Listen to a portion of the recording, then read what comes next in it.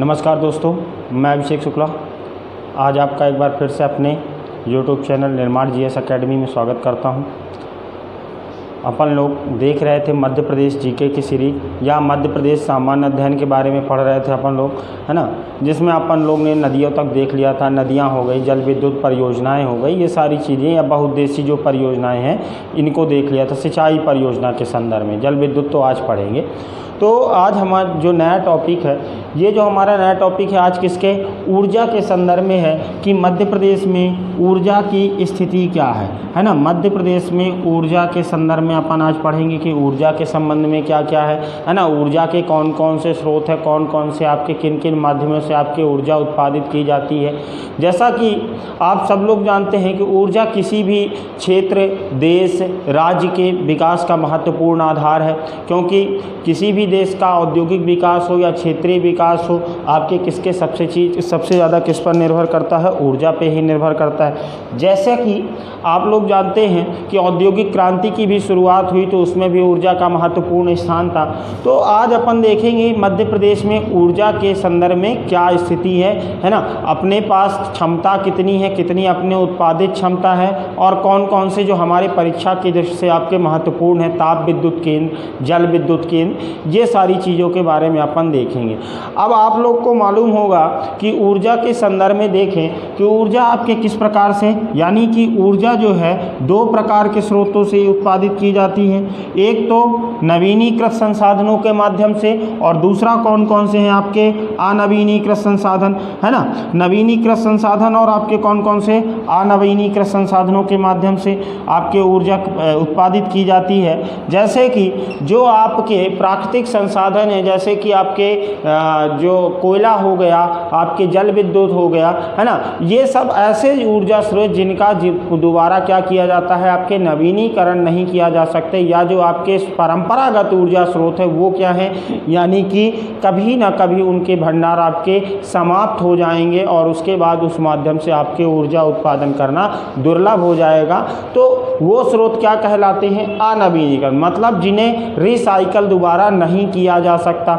जैसे कि आप नवीनीकृत की बात करें तो ऐसे ऊर्जा संसाधन या ऐसे ऊर्जा स्रोत जिनका अपन बार बार या अक्षय रूप से गैर परंपरागत के रूप से आप क्या कर सकते हैं, उपयोग कर सकते हैं। जैसे कि आपके सौर ऊर्जा हो गया, बायोमास हो गया, बायोगैस हो गया, ये आपके अक्षय ऊर्जा स्रोत है। मतलब कि जैसे कि सूर्य से संबंध में जो हमको सौर ऊर्जा प्राप्त होती है, ये आपके अक्षय ऊर्जा है, ठीक है। इसी तरह आपके बायोमास हो गया, बायोगैस हो गया, ये आपके अनवीनीकृत संसाधन है। तो मध्य प्रदेश में देखा जाए तो मध्य प्रदेश के आपके दोनों तरह के संसाधनों से, मतलब कि नवीनीकृत संसाधन और अनवीनीकृत संसाधन, यानी कि कह सकते हैं आप परंपरागत और गैर परंपरागत दोनों संसाधनों के माध्यम से क्या किया जाता है, ऊर्जा उत्पादित की जाती है, ठीक है। जैसे कि परंपरागत देखें कि आप इतिहास में आप प्रारंभ से देखें, जैसे कि आप देखिए कि वर्तमान समय में अभी भी अब सरकार, हालांकि मध्य प्रदेश सरकार हो चाहे भारत सरकार हो या वैश्विक रूप से आप देखिए कि किस पे जोर दिया जा रहा है, जो आपके नवीनीकृत संसाधन है उनके उपयोग पे जोर दिया जा रहा है। लेकिन अभी भी जो देखा जाता है, यानी कि आप इनमें देखिए कि अनुपातिक रूप से देखिए कि जो अभी भी जो परंपरागत स्रोत है उनका सबसे महत्वपूर्ण, यानी कि ज़्यादा योगदान है अपेक्षाकृत किनके, नवीनीकृत संसाधनों की अपेक्षाकृत। मतलब कि जो अभी भी कोयला वगैरह के माध्यम से ऊर्जा वगैरह का उत्पादन है, ये अभी भी सबसे ज़्यादा किया जाता है। तो मध्य प्रदेश, हालांकि अब यहाँ पे ये थोड़ा सा ओवरव्यू आप लोगों ने देखा कि ऊर्जा के संसाधन कौन कौन से हैं आपके, परंपरागत, गैर परंपरागत, लेकिन साथ ही साथ आप इसके मध्य प्रदेश के संदर्भ में अपन बात कर रहे हैं। तो मध्य प्रदेश के संदर्भ में आप देखें कि मध्य प्रदेश की यदि बात की जाए तो मध्य प्रदेश में आपके सभी प्रकार के ऊर्जा संसाधनों से, यानी कि दोनों प्रकार के ऊर्जा संसाधनों से आपके विद्युत उत्पादन आपके किया जाता है। अब यदि बात किया जाए कि मध्य प्रदेश में ऊर्जा उत्पादन के स्रोत कौन कौन से हैं, तो मध्य प्रदेश में आपको देखा जाए कि आपके जैसे कि परंपरागत आपके ताप विद्युत केंद्र भी देखने को मिलते हैं, ठीक है, जल विद्युत केंद्र भी देखने को मिलते हैं। जल विद्युत केंद्र के साथ साथ आपके कौन से, सौर ऊर्जा, यानी अभी आप लोग को याद ही होगा कुछ दिन पहले आपके कहाँ पे जो सबसे अल्ट्रा मेगा सौर ऊर्जा केंद्र है आपके कहाँ पे, आपके रीवा में। तो सौर ऊर्जा के माध्यम से भी आपकी बिजली उत्पादन किया जाता है। बायोमास एवं आपके किसके, बायोगैस, इनके माध्यम से भी आपके क्या है, बिजली उत्पादन आपके मध्य प्रदेश में किया जा रहा है, ठीक है।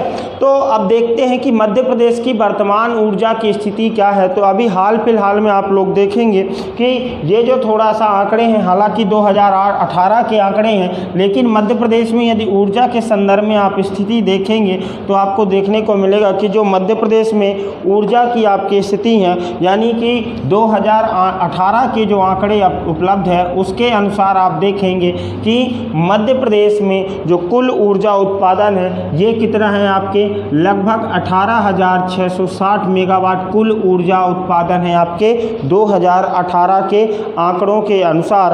अब इसमें से आपके सबके अलग अलग हिस्सा देखने को मिलता है, जैसे कि आपके ताप विद्युत केंद्र के माध्यम से कितनी ऊर्जा उत्पादित होती है या कितनी बिजली का उत्पादन किया जाता है, और आपके जल विद्युत केंद्रों के माध्यम से कितना किया जाता है। कुछ ऐसे प्रोजेक्ट है जिसमें कि केंद्र एवं राज्य दोनों की क्या है, आपकी शेयर है, यानी कि उसमें से जो कुछ हिस्सा है वो किसको मिलता है, यानी कि जो विद्युत उत्पादन होता है वो केंद्र को, और कुछ हिस्सा किसको, आपको राज्य को प्राप्त होता है। तो हमारे जो आपके क्या कहते हैं कि दोनों, यानी कि केंद्र एवं राज्य के संबंध वाले जो आपके पावर प्रोजेक्ट है उनके माध्यम से कितनी ऊर्जा प्राप्त होती है।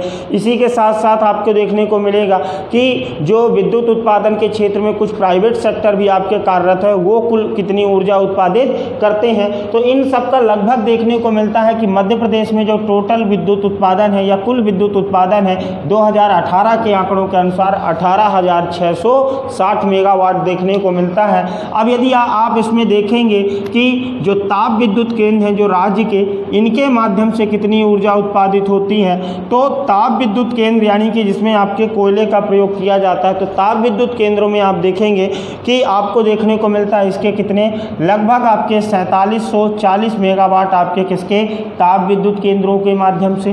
फिर आपको देखने को मिलता है जल विद्युत केंद्र। जल विद्युत केंद्रों के माध्यम से ऊर्जा उत्पादन आप देखेंगे तो जल विद्युत केंद्रों के माध्यम से अभी भी ऊर्जा उत्पादन कितना है, आपके 917 मेगावाट देखने को मिलता है। अब इसी तरह आपके देखें कि जो केंद्रीय उपक्रम है उनके माध्यम से आपके क्या, केंद्रीय उपक्रम के यानी जो हिस्सेदारी प्राप्त होती है उनमें से केंद्रीय उपक्रम से जो प्राप्त है ये है आपके, ये लगभग आपके देखने को मिलता है केंद्रीय उपक्रम से प्राप्त आपके कितने 3678 मेगावाट आपके देखने को मिलता है, किससे, जो केंद्रीय उपक्रमों में हिस्सेदारी है किसकी, मध्य प्रदेश सरकार की। इसी तरह आपके निजी क्षेत्र में देखेंगे कि निजी क्षेत्रों के माध्यम से जो आपके बिजली उत्पादन किया जा रहा है, ये निजी क्षेत्रों के माध्यम से आपके बिजली उत्पादन आपके कितना, लगभग 3397 मेगावाट ये आपके निजी क्षेत्रों के माध्यम से ऊर्जा उत्पादित किया जा रहा है। और नवीनीकृत जो संसाधन है इनके माध्यम से कितना है, नवीनीकृत संसाधनों के माध्यम से आपको देखने को मिलता है कि लगभग 3500 मेगावाट आपके नवीनीकृत संसाधनों के माध्यम से आपके क्या किया जा रहा है, आपके ऊर्जा उत्पादन किया जा रहा है। साथ ही साथ जो आपके नर्मदा नदी है, नर्मदा नदी में आपके कई सारे प्रोजेक्ट हैं जिनकी जो नर्मदा नदी में विभिन्न प्रोजेक्ट है उनसे जो हिस्सेदारी है, क्योंकि नर्मदा नदी आपके तीनों राज्यों में यानी कि जो इससे बिजली उत्पादन होता है तो किसके, मध्य प्रदेश, राजस्थान है ना, गुजरात, और आपके इन सब के बिजली आपके इनसे बिजली पहुंचती है। तो इसमें जो मध्य प्रदेश की हिस्सेदारी है तो इससे जो आपको प्राप्त होता है नर्मदा वाले प्रोजेक्ट से आपके ये प्राप्त होता है आपके कितने 2426 मेगावाट प्राप्त होता है। ये है मध्य प्रदेश के ऊर्जा के संदर्भ में जो आंकड़े उपलब्ध है। मतलब कि मध्य प्रदेश की यदि बात की जाए तो मध्य प्रदेश में कुल ऊर्जा उपलब्धता आपकी अत्यधिक है, लेकिन जो अभी आपकी उपलब्धता है यानी कि जो स्रोत स्रोत हैं उनका पूरी तरह से क्या किया जा रहा है, स्रोतों का या संसाधनों का संपूर्ण दोहन नहीं किया जा रहा है, किया जा पा रहा है, जिसके माध्यम से आपके कितने अभी जो उपलब्धता है 2018 तक की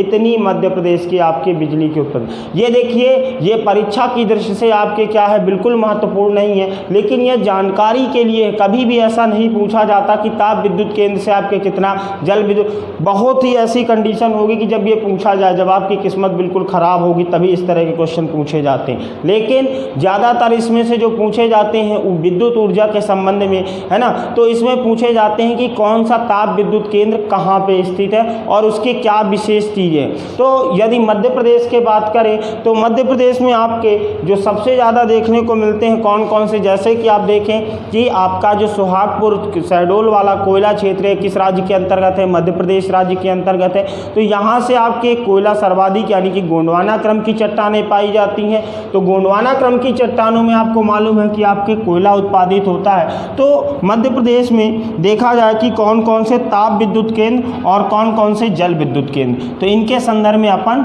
देखते हैं कि कौन कौन से ताप विद्युत केंद्रों के माध्यम से कितनी ऊर्जा उत्पादित की जा रही है और कौन कौन से जल विद्युत आपके केंद्र हैं ऊर्जा उत्पादन के लिए। ठीक है, तो अब यहाँ पे देखते हैं कि मध्य प्रदेश के जो आपके प्रमुख ताप विद्युत केंद्र हैं, कौन प्रमुख ताप विद्युत केंद्र। ठीक है,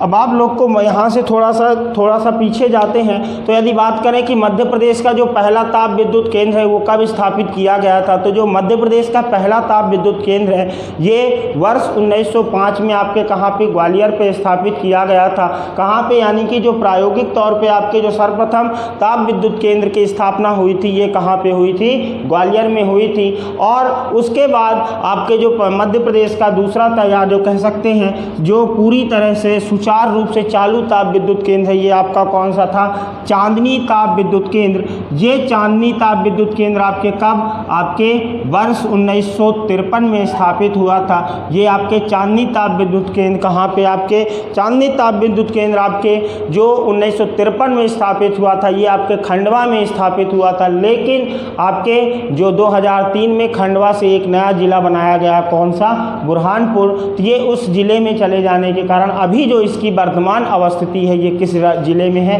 तो चांदनी ताप विद्युत केंद्र है ये आपके कहाँ पे, बुरहानपुर जिले में स्थित है वर्तमान अवस्थिति, है ना। आपको देखने को मिलता है कई बार आपको मिस प्रिंट या आपके जो पुरानी पुस्तक है उनमें खंडवा लिखा रहता है, लेकिन आप याद रखिए कि जिलों के विभाजन के उपरांत आपके ये क्या वर्तमान स्थिति कहाँ पे है, चांदनी ताप विद्युत केंद्र की, ये आपके कहाँ पे, बुरहानपुर जिले में है। अब यदि बात करें कि जो चांदनी ताप विद्युत केंद्र है यानी कि ये जो चांदनी ताप विद्युत केंद्र है इसकी उत्पादन क्षमता की बात करें कि चांदनी ताप विद्युत केंद्र की उत्पादन क्षमता कितनी है, जो प्रारंभिक रूप से उत्पादन क्षमता थी इसकी कितनी, 17 मेगावाट आपके चांदनी ताप विद्युत केंद्र की उत्पादन क्षमता थी, है ना।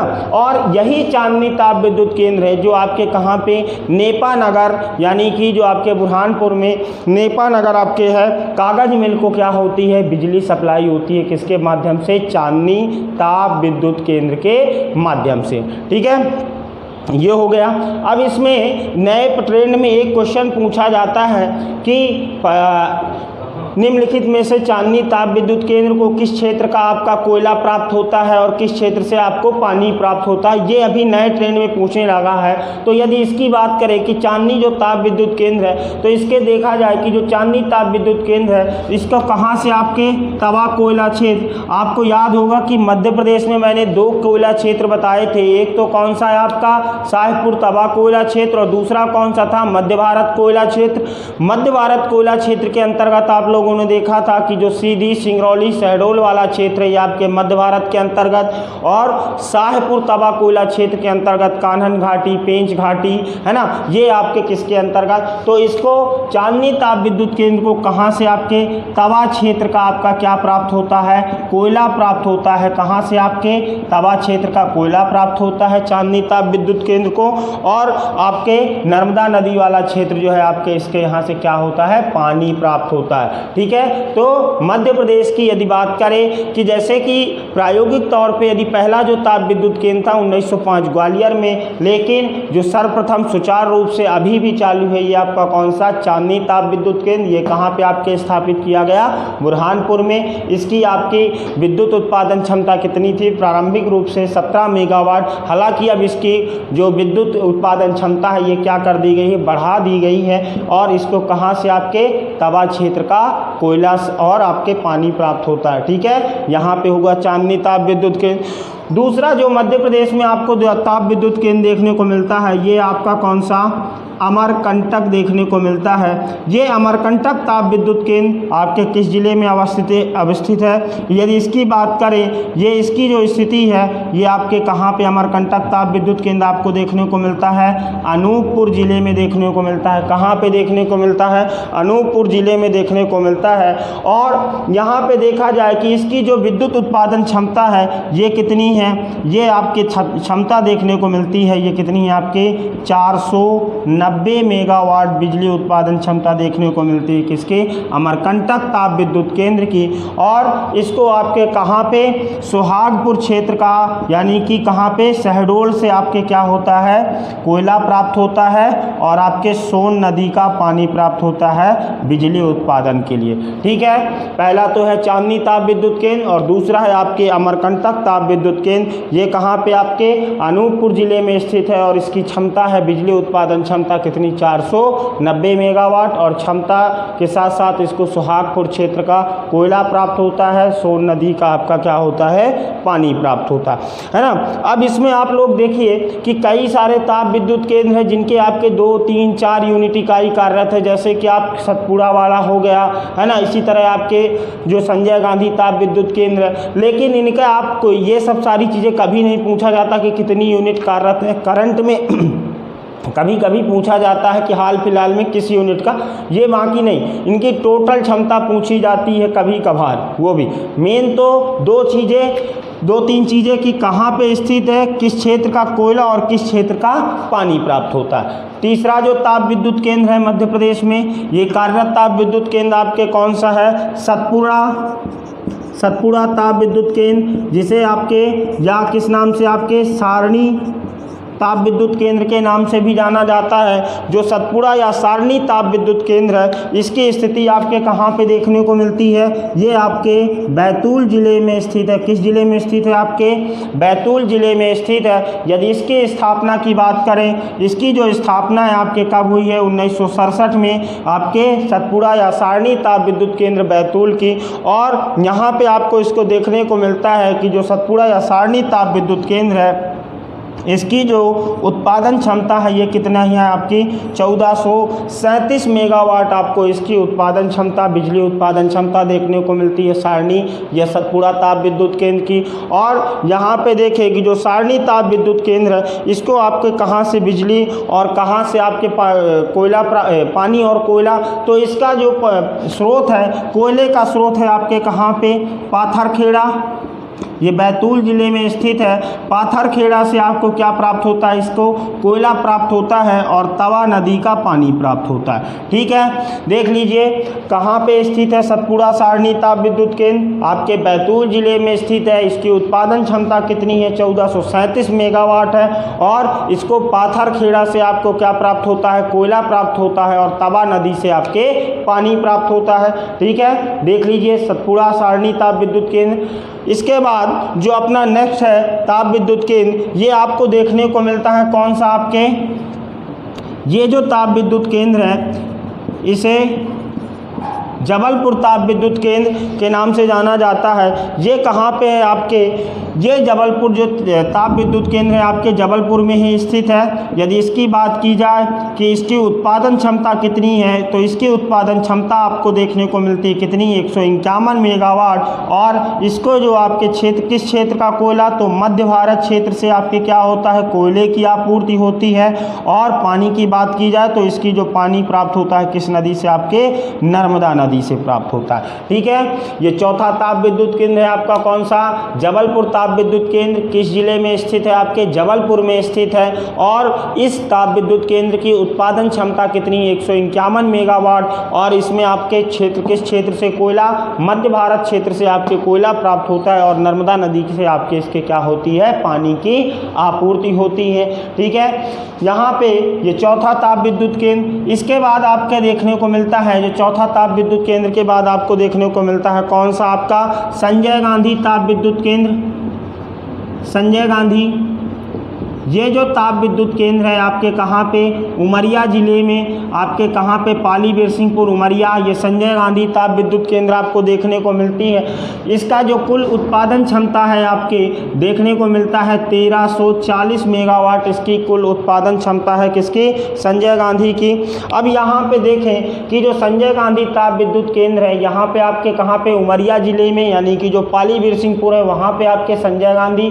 और इसकी उत्पादन क्षमता कितनी है? 1340 मेगावाट है संजय गांधी ताप विद्युत केंद्र की। और यहाँ पे देखा जाए कि इसको किस क्षेत्र से? आपके जोहिला, यानी जो सोन की सहायक नदी है, जोहिला नदी से आपके क्या? पानी की आपूर्ति। और जोहिला एक कोयला क्षेत्र भी है आपके मध्य भारत के अंतर्गत। तो जोहिला क्षेत्र से क्या होता है? आपके कोयले की भी आपूर्ति होती है। ठीक है, तो देखिए ये पांचवा ताप विद्युत केंद्र कौन सा है? संजय गांधी ताप विद्युत केंद्र। ये कहाँ पे स्थित है? आपके पाली बिरसिंहपुर या उमरिया में स्थित है। इसकी जो आपकी उत्पादन क्षमता है ये कितनी है? 1340 मेगावाट। और आपके जो जोहिला क्षेत्र से कोयला प्राप्त होता है और नदी कौन सी? यानी कि जोहिला नदी से आपके इसके पानी की आपूर्ति की जाती है। ठीक है, ये हो गए, देख लीजिए इनको। फिर अगले ताप विद्युत केंद्र की ओर आते हैं।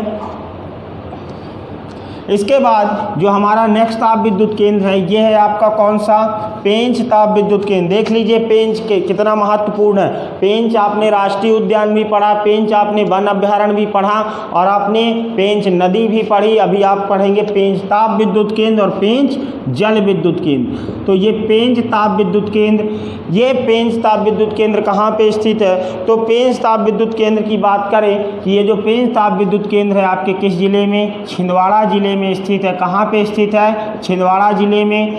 इसकी बात करें कि इसकी उत्पादन क्षमता कितनी देखने को मिलती है? तो पेंच ताप विद्युत केंद्र की जो उत्पादन क्षमता है ये आपके कितने? 210 मेगावाट इसके उत्पादन क्षमता है। और यहाँ पे देखें कि जो पेंच ताप विद्युत केंद्र है इसको किस नदी से? या जो आपके मध्य भारत क्षेत्र से आपके क्या होता है? कोयले की आपूर्ति। और आपके कहाँ से? आपके पेंच नदी से इसके पानी की आपूर्ति होती है बिजली उत्पादन के लिए। पेंच ताप विद्युत केंद्र कहाँ पे? आपके छिंदवाड़ा में है। ठीक है, और आपके छिंदवाड़ा क्षेत्र से ही आपके इसके कोयले की आपूर्ति और पेंच नदी से इसके क्या है? आपके पानी की आपूर्ति होती है ताप विद्युत केंद्र के लिए। ठीक है, ये छठवां ताप विद्युत केंद्र आपके मध्य प्रदेश में। ये सभी आपके किसके अंतर्गत है? अभी आपके ये राज्य सरकार के स्वामित्व के अंतर्गत है। अभी बहुत सारे प्रोजेक्ट आएंगे या जो ताप विद्युत केंद्र आएंगे निजी क्षेत्रों के अंतर्गत आएंगे तो उनको अपन देखेंगे। ठीक है, पेंच के बाद आपका जो देखने को मिलता है मध्य प्रदेश की जो ऊर्जा राजधानी में स्थित है कौन सा? विंध्याचल ताप विद्युत केंद्र है ना। ये आपकी मध्य प्रदेश की ऊर्जा राजधानी कौन सी है? सभी लोग अपने कमेंट में लिखें। तो जो नया ताप विद्युत केंद्र है ये कौन सा है? विंध्याचल ताप विद्युत केंद्र। ये आपके मध्य प्रदेश की ऊर्जा राजधानी कहाँ पे? बैढ़न सिंगरौली में स्थित है। सिंगरौली जिले में आपके कहाँ पे?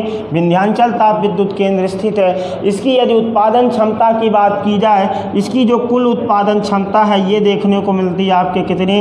ये आपको देखने को मिलती है 3260 मेगावाट इसके कुल उत्पादन क्षमता है विंध्याचल ताप विद्युत केंद्र की। ठीक है, देख लीजिए विंध्याचल ताप विद्युत केंद्र की कहाँ से आपके कहाँ पे स्थित है? बैढ़न सिंगरौली में स्थित है। इसके कुल उत्पादन क्षमता की बात करें तो 3260 मेगावाट बिजली उत्पादन क्षमता है इसके। और इसमें आप देखें कि इसको कहाँ से? आपके सिंगरौली क्षेत्र से आपके इसको कोयले की आपूर्ति होगी और साथ ही साथ आपके इसके जो रिहंद नदी है इससे क्या होगा? पानी की भी आपूर्ति होगी। ठीक है, ये मध्य प्रदेश का जो सबसे बड़ा ताप विद्युत केंद्र है विंध्याचल ताप विद्युत केंद्र। ये कहाँ पे? मध्य प्रदेश की ऊर्जा राजधानी में स्थित है विंध्याचल ताप विद्युत केंद्र। केंद्र। ठीक है, ये हुए मध्य प्रदेश के ताप विद्युत केंद्र। इसके साथ साथ और भी इधर साइड के मैं हटा देता हूँ, और कौन कौन से ताप विद्युत केंद्र उनको भी लिख देता हूँ, है ना। ये जो प्रमुख ताप विद्युत केंद्र हैं, इनके संदर्भ में आप याद रखिए कि इनके बारे में सबसे प्रमुख, पहले तो इनकी अवस्थिति कि किस जिले में स्थित है। ठीक है, उसके बाद थोड़ा और टफ करेगा तो कहाँ पे, किस क्षेत्र से कोयले की आपूर्ति। तीसरे नंबर पे कहाँ से आपके पानी की आपूर्ति। अब चौथे नंबर पे आता है कि इसकी कुल उत्पादन क्षमता कितनी है। ठीक है, अब इसके बाद पेंच हो गया। अब अगला देखिए आप, एक है संत सिंगाजी ताप विद्युत केंद्र। संत सिंगाजी ताप विद्युत केंद्र, ये संत सिंगाजी ताप विद्युत केंद्र आपके कहाँ पे स्थित है, तो मनीष सर बोल रहे हैं कि खंडवा में स्थित है। संत सिंगाजी ताप विद्युत केंद्र आपके किस जिले में, खंडवा में स्थित है। यदि इसकी बात की जाए कि संत सिंगाजी के ताप विद्युत केंद्र की उत्पादन क्षमता कितनी है, तो इसकी उत्पादन क्षमता आपको देखने को मिलती है लगभग 2520 मेगावाट देखने को मिलती है आपके संत सिंगाजी ताप विद्युत केंद्र की उत्पादन क्षमता। और इसको जल आपूर्ति किस नदी के पानी के माध्यम से, नर्मदा नदी के माध्यम से। और इसकी जो कोयले की आपूर्ति होती है, ये किस क्षेत्र से होती है, शाहपुर तवा कोयला क्षेत्र से आपको इसके कोयले की आपूर्ति होती है। संत सिंगाजी ताप विद्युत केंद्र आपके कहाँ पे, खंडवा जिले में स्थित है। इसकी उत्पादन क्षमता कितनी है, 2520 मेगावाट है।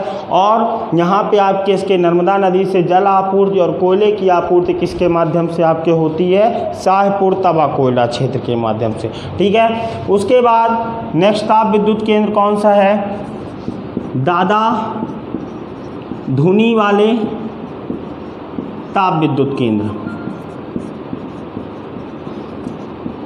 दादा धुनी वाले ताप विद्युत केंद्र, ये भी स्थित है आपके कहाँ पे, खंडवा जिले में स्थित है। यदि इसके उत्पादन क्षमता की बात की जाए कि इसकी कुल उत्पादन क्षमता कितनी है, ये लगभग आपके 2600 मेगावाट इसकी उत्पादन क्षमता है आपके किसके, संत सिंगाजी ताप विद्युत केंद्र की, और दादा धुनी वाले ताप विद्युत केंद्र की। और यहाँ पे सेम उसी प्रकार आपके नर्मदा नदी से जल की आपूर्ति और आपके शाहपुर तवा क्षेत्र का कोयला प्राप्त होगा। ठीक है, ये आपके हो गए ताप विद्युत केंद्र आपके कौन कौन से, जो आपके किसके अंतर्गत, राज्य सरकार के अंतर्गत हैं। जैसे कि कौन कौन से आपने देखा, चांदनी ताप विद्युत केंद्र, अमरकंटक ताप विद्युत केंद्र, संजय गांधी ताप विद्युत केंद्र, पेंच ताप विद्युत केंद्र, है ना, संत सिंगाजी, विंध्याचल, पेंच, दादा धुनीवाल। इसके साथ साथ मध्य प्रदेश में जो कुछ निजी क्षेत्र के ताप विद्युत केंद्र भी आपके कार्यान्वित हैं या जो बिजली उत्पादन कर रहे हैं, तो इनके भी देख लीजिए कौन कौन से आपके निजी क्षेत्र में आपके काम कर रहे हैं और इनकी स्थिति कहाँ कहाँ पे। ठीक है, तो आप देखिए कि जो निजी स्वामित्व वाले हैं ये कौन कौन से हैं।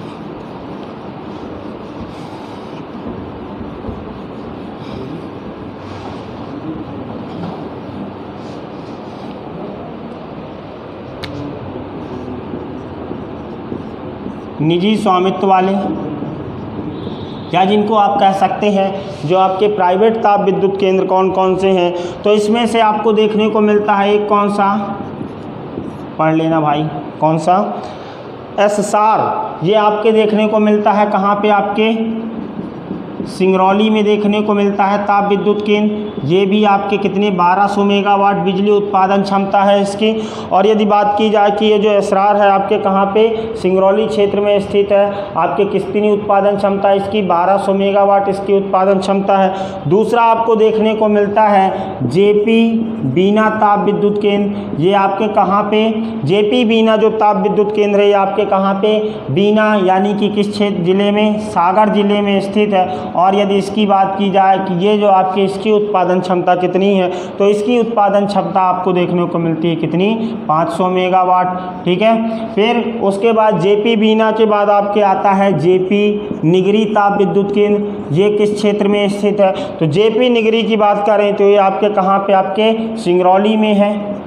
और इसकी उत्पादन क्षमता आपको देखने को मिलती है लगभग 1320 मेगावाट देखने को। देखिए अब इसमें आप सोच रहे होंगे कि जल का, पानी का, कोयले का क्यों नहीं बता रहे हैं, तो ये देखिए ये प्राइवेट है, इनकी जहाँ से मर्जी होगी वहाँ से आपूर्ति करेंगे, जहाँ से सस्ता पड़ेगा वहाँ से लेंगे। ठीक है, जेपी बीना, जेपी निगरी।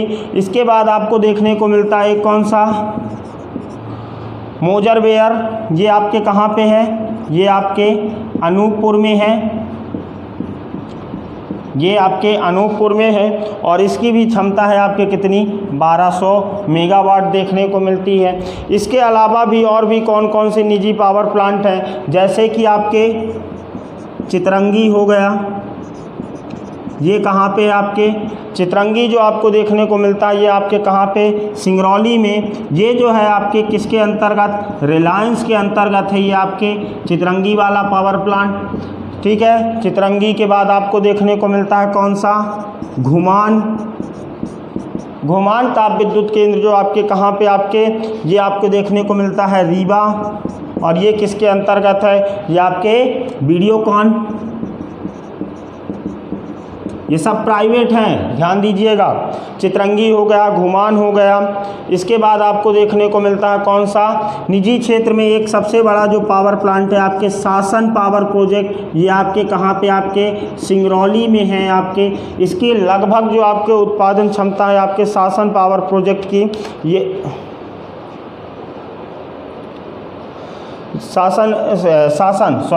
शासन आपके कहाँ पे, सिंगरौली में। इसकी भी लगभग आपके उत्पादन क्षमता आपको देखने को मिलती है 4000 मेगावाट, मतलब कुल अभी इतना नहीं हो रहा है। ठीक है, इसीलिए आप ध्यान दीजिएगा कि मध्य प्रदेश का जो सबसे बड़ा ताप विद्युत केंद्र है ये आपके कितना, कौन सा है, विंध्याचल ताप विद्युत केंद्र। ये आपके कहाँ पे, बैढ़न यानी कि सिंगरौली में। शासन पावर प्रोजेक्ट जो आपके अल्ट्रा पावर प्रोजेक्ट है ये आपके कहाँ पे, सिंगरौली में है। इसी तरह और भी आपको देखने को मिलते हैं, जैसे कि आपका कौन सा हो गया, महान हो गया, यहाँ पे लिख देता हूँ,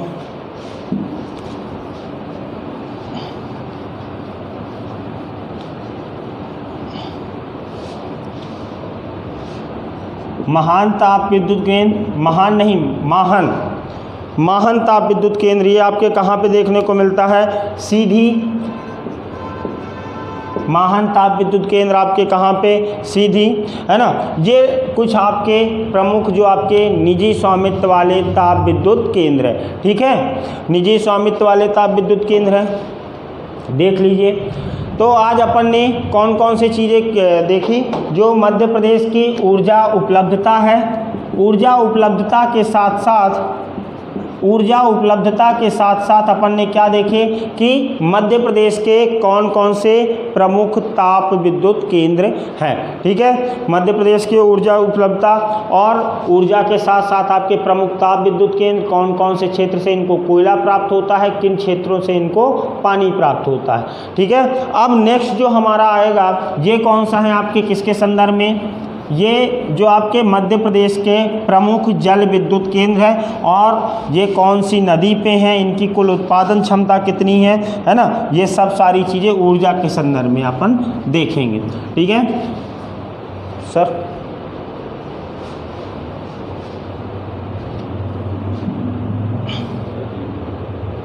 ठीक है, तो अपन नेक्स्ट जो देखेंगे जल विद्युत केंद्र के संदर्भ में कि कौन कौन से मध्य प्रदेश के जल विद्युत केंद्र हैं। तो आज का अपन वीडियो अपन यहीं पे समाप्त करते हैं ताप विद्युत केंद्र के उपरांत ही।